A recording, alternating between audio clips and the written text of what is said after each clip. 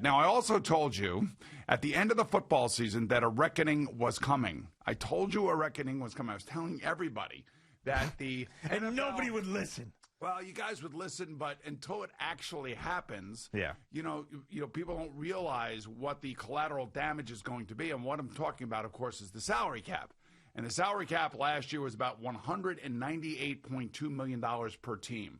This year, it's $182.5 million per team because of the loss of revenue because of what happened last year during the pandemic. And I'm telling you right now, guys like Kevin Zeitler are out on the street. Guys like Emmanuel Sanders are out on the street, and there's going to be more bloodletting, more players, more opportunities for teams that have navigated their salary cap situation better than other teams. You know, like the New Orleans Saints. I mean, they are like $40 million over the salary cap right now, and, you know, they obviously put the franchise tag on their safety. And they could be $40 million over just when we get to March 17th. That's the first day of the new league year. That's when everybody has to be compliant with the salary cap restrictions.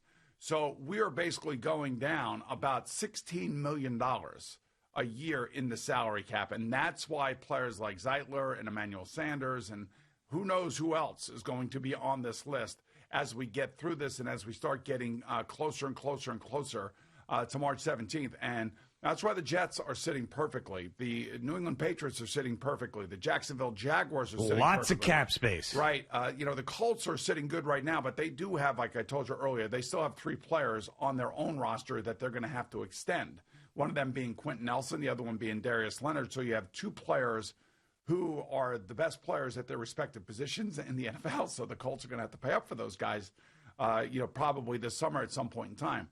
So the Jets are sitting perfectly. They are sitting perfectly. Yeah, but Joe Douglas has to resist the urge to fill every hole with a free agent, though, because he's got all the money, and the pool's going to be bigger than it's ever been. Right. I mean, remember when Mike McCagnon, it felt like he had to spend every dollar in that offseason? You don't have to do that. But and the thing now is that what you want to do is you want to find guys that are going to be still good players at reasonable prices, not outlandish prices. And if the Jets want to go a little bit more than somebody else, they can do that. That's the good news. And that's why I've been saying this, and I've said it since he hired Rob Saleh, that there is stability now in this franchise. Now this franchise is starting with a clean slate. That's why more and more I believe that it's going to be Zach Wilson is going to be their second overall pick. I really do believe that unless somehow, some way, Joe Douglas is convinced that in a new offense with a new coach and a new guy calling plays and a new way of doing things, they can get more out of Sam. Well, that's what Rob Saleh told us and everybody that would listen. Yeah, but they're going to say that at the beginning. Now, as they get closer to the draft, the evaluation process, and now looking at all these potential free agents out there that they can bring in, they're not going to be a team that's going to be cutting players.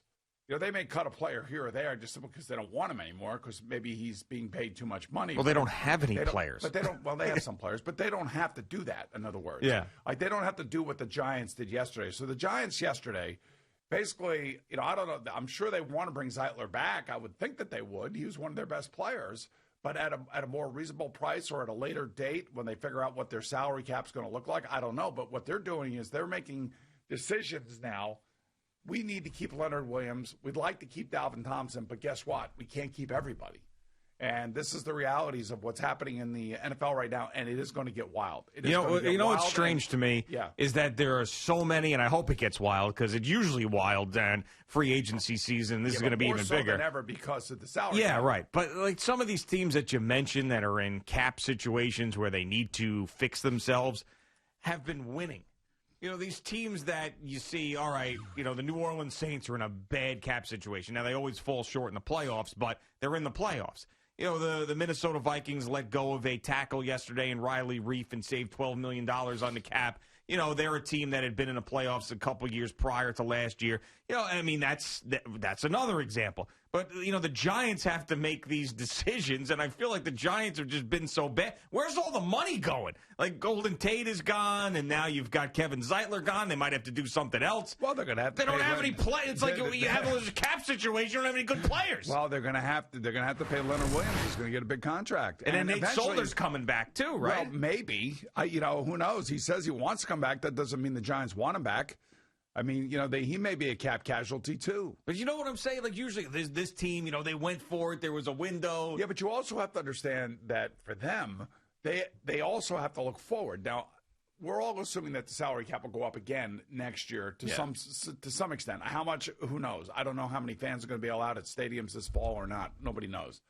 Nobody knows what the new TV contracts are going to bring to the bottom line and how that may spike the salary caps. But all I know is this, is that we're just at the beginning of this. There's going to be a whole bunch of more players, and less players take less money. Now, one of the tight ends for the Giants did take less money. Toilolo, whatever his name is. He took less money.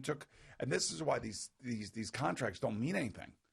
They go there and they say, look, we want you, but, we think you're worth this, and we gave you a contract for that, but you're going to have to take less money to do exactly the same thing you did last year, if not more. There's so few guys with leverage it's unbelievable in the NFL. And that's why guys like Dak Prescott have got to make it when they can. And that's why, the other thing, too, this is why, Russell Wilson to the Bears right now, as we sit here, does not make any sense. Yeah, it's fake news. I've decided. I was saying this to you yesterday, right. and this was an off-air I'm going Russell Wilson getting traded is a fake news situation. That's what I think it is. Unless the Bears decided to include Khalil Mack in that trade. It's a fake news situation. He's not going anywhere. What's going to happen is all of a sudden one day we're going to look down. It's going to be Schefter or Rappaport, whomever, is going to say that Russell Wilson got an extension from the Seahawks. And that's going to end all this nonsense. And how about Deshaun Watson?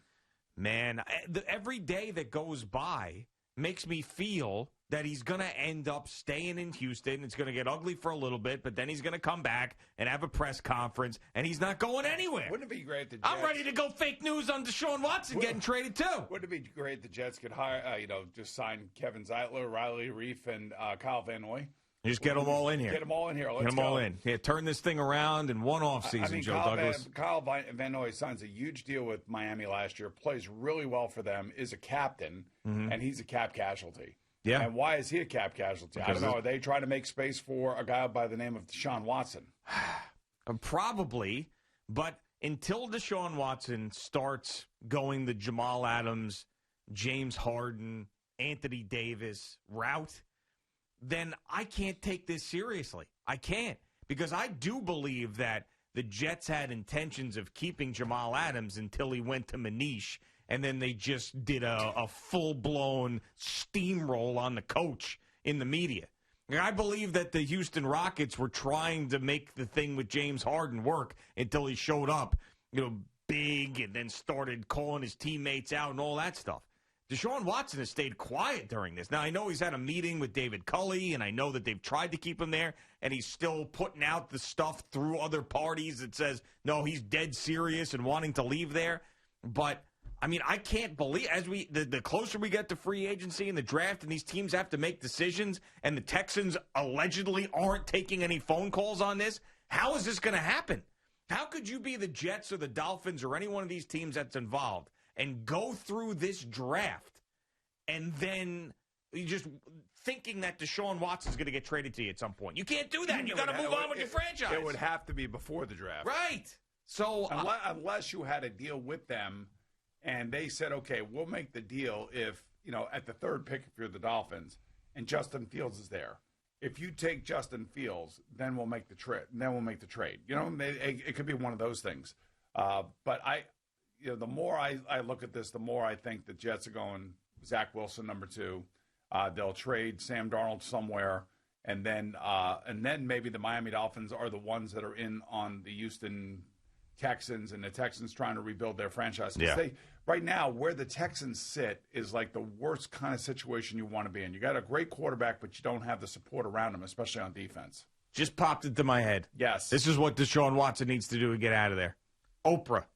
Call up Oprah. Call up Oprah right. And trash the Texans like Meghan Markle trashed the royal family. They treated you poorly. Right. They don't understand what Terrible. you're trying to say. Jack Easterby's the stone worst. This guy's horrible. He says all these terrible things. He's a liar. You go on and on. Cal McNair, the guy's total sleazeball. Just trash everybody. If you're just use Oprah, use Harpo Productions, put it on CBS. Trash the Texans and everybody there to the point where they got no choice. That's what you do. Oprah's got to be listening. There'd be almost as many viewers for that as there would be the Meghan Markle thing. I agree with you. Deshaun Watson and all Oprah. NFL football players would tune in for that. And all fans. Players, fans, general managers. Everybody. You put it on CBS, the exclusive, Oprah and Deshaun Watson as he trashes Jack Easterby. You can say that, Cal McNair. he is just totally misunderstood. Oh, he's just totally he's been lied to. He's not been, has not been taken care of. People in that building are horrible to him. Right. He hears all these whispers about what people are saying and name calling him and all sorts of stuff. And there you go. Next thing you know, bang, traded. See you later. That's what you got to do. If you want to get serious, you got to get serious. You got to get down into the dump, right? You got to get into the weeds. And I hate it. I've said it many times before. I can't stand it. Now, this one's a little bit different because I do believe that the Texans are in disarray, and Deshaun Watson has a point in wanting to get out of it. Maybe they were in disarray. Now they're not in disarray. The owner is the same, and that Easterby's still there. Well, true, and Nick Caserio's there, and he's starting over. They have a new coach, so they're starting over. So maybe they feel about themselves the way I feel about the Jets. Maybe they feel like they have stabilized the situation and they're moving forward, and then they're going to have to make the decision as to whether or not there's somebody out there that will offer them what they want in order to rebuild their franchise, which I do believe includes a young quarterback somewhere, whether it be in this draft or whether it be, a Tua Tagovailoa or a Sam Darnold. It's got to be somebody. They can't basically start their season without a quarterback if they trade Deshaun Watson. Yeah, I got a better idea than Oprah. How about Deshaun Watson on Game Time? Oh, yeah, bring him on. Let's go. But I only have a half an hour. You can get everything out in a half an hour. Oprah's got 2 hours. Well, how about a special edition of Game Time? We could talk about a whole thing in regards to like when J.J. Watt was walking off the field with him. Yeah. And apologized to him. That we're wasting your career. That's right. I can't believe J.J. Watt actually said that to him, which I believe led to where we are today. Like, J.J. Watt was taken care of greatly by the Houston Texans and also, was injured quite a bit for them, and yet they still paid him. And on top of all of that, they let him go early in the free agency frenzy so he could sign his deal before everybody else. It's a special 2-part Game Time. Yeah, right. Boomer Esiason and Deshaun. We'll get Paul Olden to voice the promos. It's a special Game Time, a 2-part Game Time with Boomer Esiason and Deshaun Watson.